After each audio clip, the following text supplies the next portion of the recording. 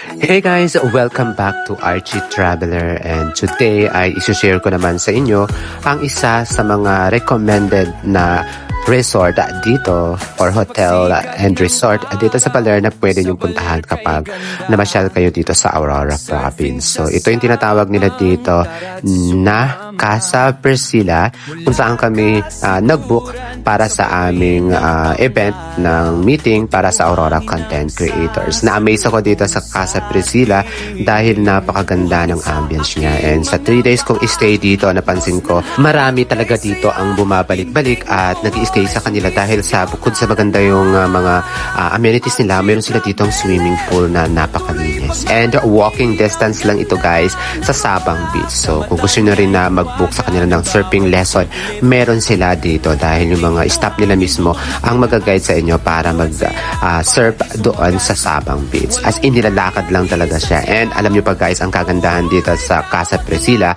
ay malapit siya sa mga nightlife. So malapit din siya dito sa mga comedy bar na pinuntahan nga namin tulad ng Amats. Talagang napakaganda at mag-e-enjoy kayo with your barkada and your friends. So ito yung mga rooms nila na pinuntahan ko at chinek. Ito yung mga couple nila na mayroong isang double bed. Ayan, na pwede nyo ma-enjoy kasi sa loob mismo mayroon na siyang mga table and pwede pa kayo mag-add ng mga extra beddings kapag apat kayo or marami kayong magkakaibigan. So ayan, malinis din ang kanilang mga comfort room. At ito naman, tong room na ito ay kaya niya mag-accommodate ng siguro mga 20 packs. Kaya nito dahil marami siyang mga pull-out bed. Ayan, and double-decker na din siya.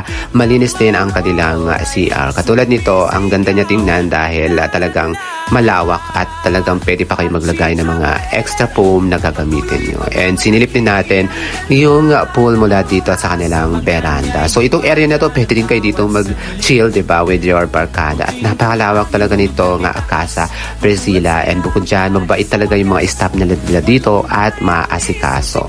So, ito yung pool nila, malinis siya at ang ganda ng ambience. And mayroon din sila dito mga available na kubo na pwede nyong i-rent. So, nag-range yata ang mga kubo dito for only 2,000 pesos. And you can ask din naman sa kanila, depends on your mga kailangan nyo, diba? Malay nyo, magbigay pa sila ng discount as long as pabalik-balik na kayo dito sa kanila, diba? Kasi napansin ko dito talagang yung mga customer nila, yung mga guest nila ay pabalik-balik na dito sa Casa Priscilla.